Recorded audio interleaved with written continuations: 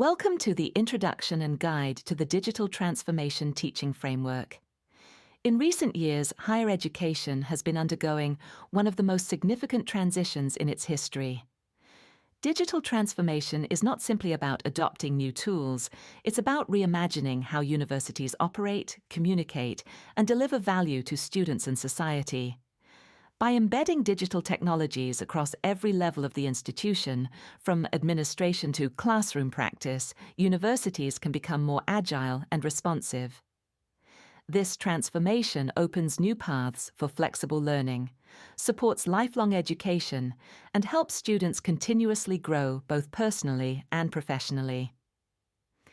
Digital transformation is not a destination, it's an ongoing process of adaptation and reinvention.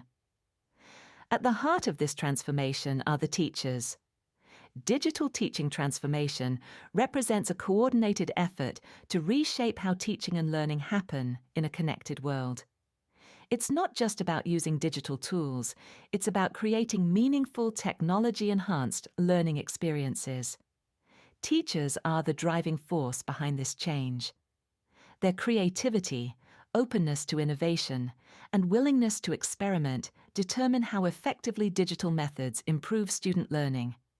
For this transformation to succeed, institutions must provide teachers with the right support, opportunities for continuous professional growth, the development of digital competencies, and a culture that encourages experimentation and collaboration.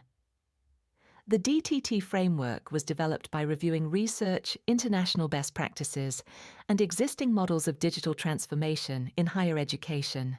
It focuses on key areas such as teachers' digital skills, creating inclusive and personalized learning, adopting new technologies, and maintaining online learning quality.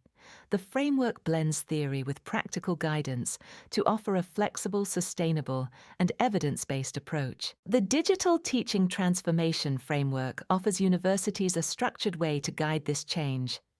It helps ensure that digital integration in teaching is not fragmented or superficial, but part of a coherent institutional strategy. The framework encourages universities to build learning environments that are inclusive, personalized, and innovation-driven. Its goal is to enhance both the teaching experience and student outcomes. Grounded in the principles of Digital Education 5.0, the DTTF emphasizes learning that is adaptive, student-centered, and enriched by advanced technologies, but always focused on human connection, creativity, and collaboration. The framework is divided into two main areas: the institutional enabling dimension and the teacher dimension. The institutional enabling dimension is further divided into two sections. The upper section, Strategy Driver for Transformation, which focuses on vision and strategy, as well as leadership and governance to oversee the digital transformation process. And the lower section, Workforce and Capability Development, which includes digital infrastructure, collaboration and partnership, and professional development. Then there is the teaching dimension, which is about learning design, quality-driven teaching, and learning and teaching literacies. Let's look at the DTTF document. After the cover page and the table of contents, the first section presents the rationale behind its development, starting from DT in higher education, moving through DTT, and leading up to the framework itself. Page 3 begins with a description of the institutional enabling dimension, which provides the institutional support and resources needed to transform teaching in a digital direction. It ensures that the university is prepared to sustain both teachers and digital innovation. This dimension includes two areas. Strategic Drivers for Transformation focuses on vision, strategy, leadership, and governance, aligning DT with institutional goals and ensuring clear direction and engagement from all stakeholders.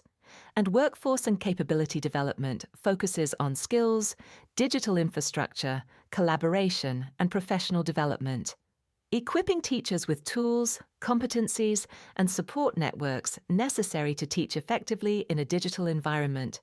Page 4 then introduces the teacher dimension, which focuses on the knowledge, skills, and practices teachers need to effectively integrate digital technologies into their teaching. It ensures that teachers can design and deliver high-quality, digitally enhanced learning experiences.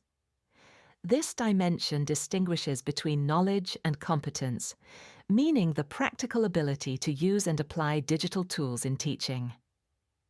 It includes 3 components: learning design, creating engaging, outcome-oriented, and data-informed learning experiences aligned with institutional goals and real-world relevance, quality-driven teaching and learning, maintaining high teaching standards through reflection, inquiry-based methods, and alignment with institutional quality frameworks, and teaching literacies, developing digital competence, using data and AI effectively, and adopting inclusive, student-centered, and flexible pedagogies with authentic assessment and feedback.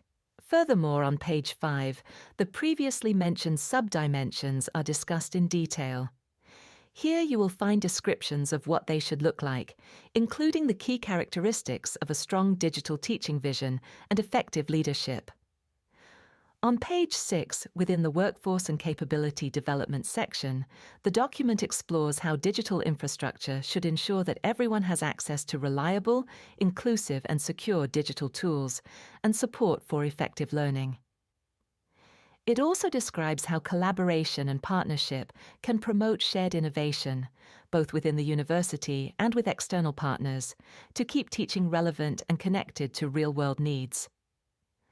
Finally, page 7 focuses on a key subdimension of the framework: professional development, explaining how it should help teachers grow continuously by combining digital understanding with practical skills, enabling them to teach confidently in evolving digital environments. While on page 8 the teacher dimension begins, it is organized differently from the previous dimension. Here, in fact, each dimension is followed by a table that distinguishes between knowledge and competencies. On one side is theoretical or conceptual knowledge, and on the other is the ability to apply that knowledge effectively in real situations. Moreover, in this dimension, at the end of each section, there is a brief example of an implementation strategy, a step-by-step approach for implementing the specific dimension. Finally, the framework concludes with a concise, comprehensive visual representation of the framework and a references list.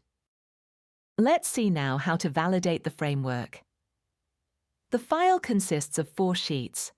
In the first sheet, Validation Process Explanation, you'll find the general information about the validation process. Let's now move to the Overall Assessment sheet. Here, there are 2 types of questions.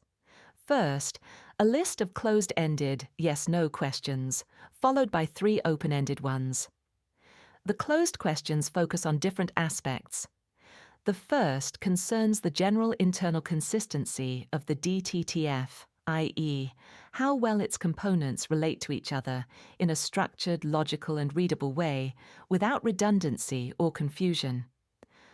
The second focuses on the completeness of the document, ensuring that no essential dimensions are left unaddressed. The third concerns clarity, transparency, and precision of language.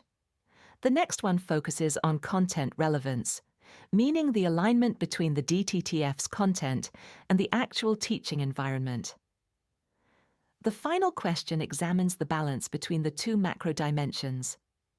For all these questions, you will need to respond with yes or no, and, if necessary, add comments in column C, which is specifically dedicated to this purpose. Finally, in the 3 open-ended questions, you are asked to indicate any strengths, weaknesses, and potential improvements.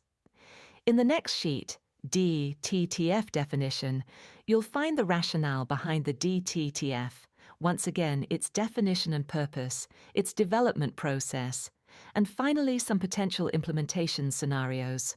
The last sheet contains a short glossary with terms that are used in the framework and are relevant for the teaching practice. Finally, in this last slide, you will find a table summarizing the deadline. Thank you for following this introduction and guide to the Digital Transformation Teaching Framework.